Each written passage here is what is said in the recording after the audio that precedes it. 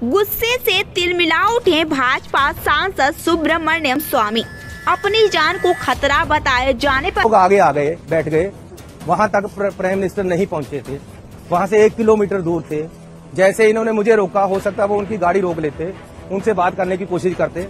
इसमें थ्रेट कहाँ है? प्रधानमंत्री होते। अरे प्रधान सीएम भी तो कुछ होता है, तो छोटी चीज होता है बहुत, उतना ही होऊंगा मैं। प्रधानमंत्री मेरे माननीय हैं। परिवार टीवी, खबर अच्छी बात सच्ची। नमस्कार, आप देख रहे हैं परिवार टीवी। एक बात तो साफ है कि जब मोदी जी पंजाब इलेक्शन के लिए गए तो वो प्रधानमंत्री होने के साथ साथ एक चुनावी पार्टी का प्रतिनिधित्व ही करने गए थे। तो सीधी सी बात है कि उनके दिमाग में चुनावी राजनीति भी कहीं ना कहीं चल रही थी। प्रधानमंत्री की सुरक्षा में चूक को हम मानते हैं, लेकिन वो गलती किस तरीके से हुई, क्या उसमें कुछ कमी थी किसी की, ये आपको पूरी तरीके से साफ हो जाएगा। ऐसा लगता है इस मामले में पंजाब सरकार अपने लिए चालाक बनने की कोशिश कर रही है, इधर नरेंद्र मोदी जी भी। और ये जो हमने रिपोर्ट बनाई है, इससे पूरी तरीके से साफ हो जाएगा इसमें किसकी गलती। परिवार टीवी। प्रधानमंत्री नरेंद्र मोदी पंजाब के फिरोजपुर में बुधवार को रैली में पहुंचने वाले थे, लेकिन उन्हें हुसैनीवाला बॉर्डर से वापस आना पड़ा। रैली के रद्द होने के पीछे पहली भारी बारिश, खराब मौसम और पर्याप्त संख्या में वहां लोगों के नहीं पहुंच पाने का कारण बताया जा रहा था। लेकिन बाद में रैली रद्द होने के पीछे सुरक्षा कारणों का भी हवाला दिया गया। स्वयं प्रधानमंत्री मोदी ने बठिंडा एयरपोर्ट पर लौटकर वहाँ के अधिकारियों से कहा था कि अपने मुख्यमंत्री चरणजीत सिंह चन्नी को धन्यवाद कहना कि मैं बठिंडा हवाई अड्डे तक जिंदा लौट पाया।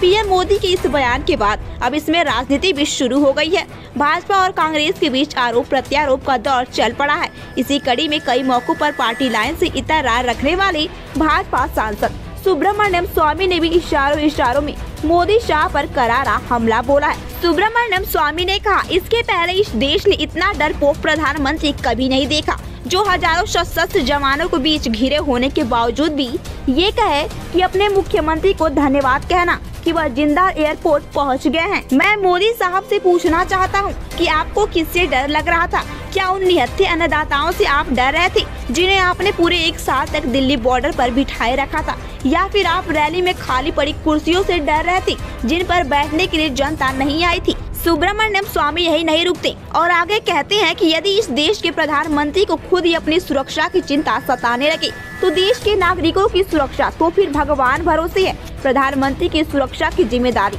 राज्य सरकार से कहीं ज्यादा गृह मंत्रालय की होती है। इसीलिए गृह मंत्रालय को अपना दोष दूसरे के सिर मर देने से अच्छा है कि वह अपनी सुरक्षा व्यवस्था को और दुरुस्त करे। जान पर बनाई और कई टीवी चैनल तो ये भी चला गए कि पीएम मोदी की जान को अब भी खतरा है।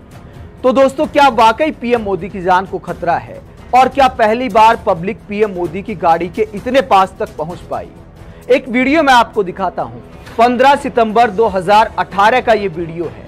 देखिए, पीएम मोदी का काफिला दिल्ली की सड़कों से गुजर रहा है। पास से बहुत सारी मोटरसाइकिल गुजर रही हैं और ये वीडियो बाकायदा बीजेपी ने खुद पोस्ट किया है। आप देख सकते हैं कि बीजेपी के ट्विटर हैंडल से ये वीडियो पोस्ट किया गया है, जिसमें आप तारीख भी साफ साफ देख सकते हैं। और बीजेपी ने वीडियो पोस्ट करते हुए पीएम मोदी की सादगी की तारीफ करते हुए लिखा, प्रधानमंत्री मोदी बिना किसी सुरक्षा रूट के आम लोगों की तरह स्वच्छता श्रमदान के लिए जाते। यानी पीएम मोदी अगर अपनी मर्जी से कहीं जाते हैं तो उनकी महानता हो जाती है। जब वो अपनी मर्जी से पब्लिक के साथ सड़क पर सफर करते हैं तो उनकी जान को कोई संकट नहीं आता। लेकिन अगर पीएम मोदी के सुरक्षा रूट पर कोई शांतिपूर्ण विरोध प्रदर्शन हो जाता है तो पीएम मोदी कहते हैं कि जाकर अपने सीएम को कह देना कि धन्यवाद बठिंडा एयरपोर्ट तक जिंदा पहुंचाने के लिए।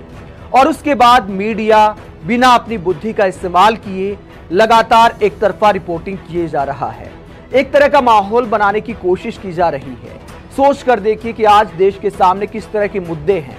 बेरोजगारी है, कोरोना की तीसरी लहर का संकट है और इस मुश्किल दौर में प्रधानमंत्री जो कि आज सुबह स्वस्थ राष्ट्रपति से मिलने पहुंचे हैं, उनकी जान के लिए सलामती की दुआएं मांगी जा रही हैं कि उनकी जान पर कोई भयंकर संकट आ गया था।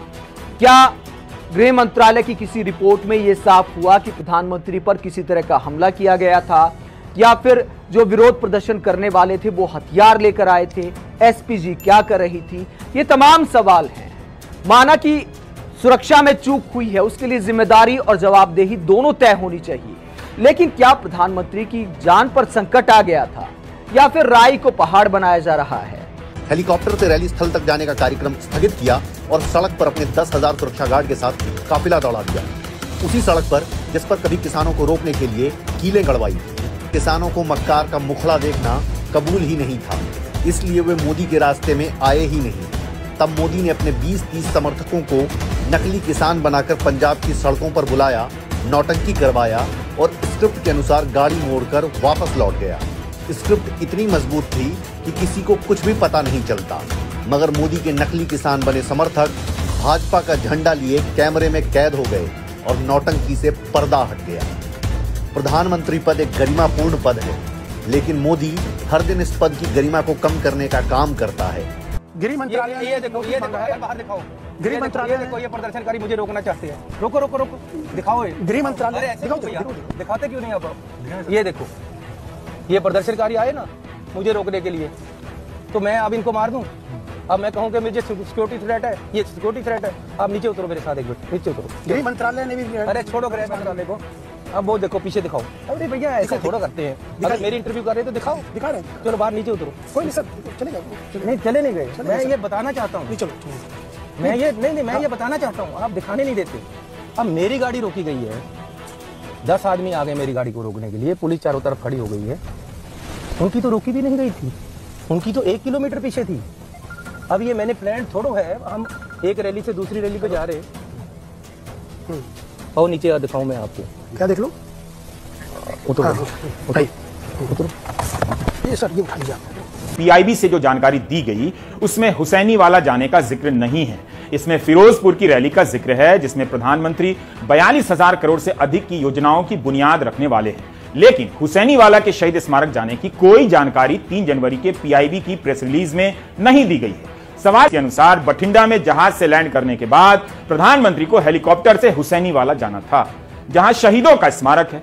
बारिश के रुकने का इंतजार हुआ, लेकिन जब नहीं रुकी तब सड़क मार्ग से जाने का फैसला किया गया। 2 घंटे की यात्रा थी। पंजाब पुलिस के महानिदेशक से हरी झंडी मिलने के बाद वे सड़क मार्ग से रवाना हुए, लेकिन शहीद स्मारक से 30 किलोमीटर पहले प्रदर्शनकारियों ने उनके काफिले का रास्ता रोक दिया। यह बहुत सीरियस है।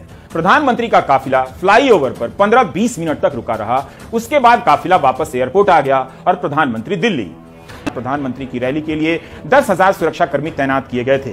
प्रधानमंत्री ने अचानक सड़क मार्ग से हुसैनी वाला जाने का फैसला किया, जो पहले से तय नहीं था। कोई भी ऐसी बात नहीं हुई कि उनकी शान में या उनकी सिक्योरिटी को कोई खतरा हुआ हो। पंजाब सरकार, पंजाब पुलिस इसमें सक्षम है। ये इस कारण हुआ कि हेलीपैड से हेलीकॉप्टर पे जाना था, अचानक प्रोग्राम सड़क पे जाने का बनाया गया, जो कि प्रोग्राम में नहीं था, पहले से नहीं था। मुर्दाबाद के नारे लगाए जा रहे हैं, चन्नी मुर्दाबाद के नारे लगाए जा रहे हैं, यहाँ पे लोग इकट्ठा हैं, झंडे दिखाए जा रहे हैं। चन्नी साहब उनसे मिलने के लिए आए हैं, आप देख सकते हैं। चन्नी साहब के खिलाफ नारे लगाए हैं, यहाँ रोकने की कोशिश की, उनका काफिला चन्नी साहब खुद उतर करके यहाँ मिलने आए हैं। क्या डिमांड है? अच्छा लिया अपना कोई मंग पत्र ਸਾਡੀ ਤੁਸੀਂ ਕੱਲ 11 ਵਜੇ ਸੂਬਾ ਆਗੂਆਂ ਨਾਲ ਮੀਟਿੰਗ ਸੱਦੀ ਆ ਚੰਡੀਗੜ੍ਹ ਵਿਖੇ ਕਿ ਜਿਹੜੇ ਆਊਟਸੋਰਸਿੰਗ ਦੇ ਕੱਚੇ ਮੁਲਾਜ਼ਮ ਆ ਉਹਨਾਂ ਨੂੰ ਵਿਭਾਗਾਂ 'ਚ ਲਿਆ ਜਾਓ। आपके सुनो वीर जी, सुनो यार, एक बात सुनो। जब मैंने आपका डिमांड मानने के लिए आपको बुला लिया है कल को, फिर मेरा रास्ता क्यों रोक रहे हो? ऐसे ही लोग आगे आ गए, बैठ गए, वहां तक प्राइम मिनिस्टर नहीं पहुंचे थे, वहां से 1 किलोमीटर दूर थे। जैसे इन्होंने मुझे रोका, हो सकता है वो उनकी गाड़ी रोक लेते, उनसे बात करने की कोशिश करते। इसमें थ्रेट कहाँ है? अरे प्रधान सीएम भी तो कुछ होता है, तो छोटी चीज होता है बहुत, उतना ही होगा। मैं प्रधानमंत्री मेरे माननीय हैं। मैं आपके माध्यम से ये बताना चाहता हूँ देश के लोगों को कि ये किसी तरह भी लाइव थ्रेट नहीं था। मैं मोदी साहब से पूछना चाहता हूँ कि आपको किससे डर लग रहा था? क्या उन निहत्थे अन्नदाताओं से आप डर रहे थे जिन्हें आपने पूरे 1 साल तक दिल्ली बॉर्डर पर बिठाए रखा था? सुब्रमण्यम स्वामी ने कहा, इसके पहले इस देश ने इतना डरपोक प्रधानमंत्री कभी नहीं देखा, जो हजारों सशस्त्र जवानों के बीच घिरे होने के बावजूद भी ये कहे कि अपने मुख्यमंत्री को धन्यवाद कहना कि वह जिंदा एयरपोर्ट पहुंच गए। एक बात तो साफ है कि जब मोदी जी पंजाब इलेक्शन के लिए गए तो वो प्रधानमंत्री होने के साथ साथ एक चुनावी पार्टी का प्रतिनिधित्व भी करने गए थे, तो सीधी सी बात है कि उनके दिमाग में चुनावी राजनीति भी कहीं ना कहीं चल रही थी। इस रिपोर्ट के बारे में आपका क्या कहना है?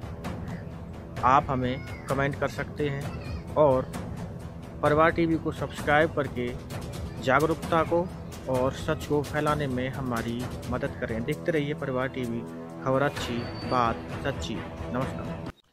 परिवार टीवी, खबर अच्छी बात सच्ची।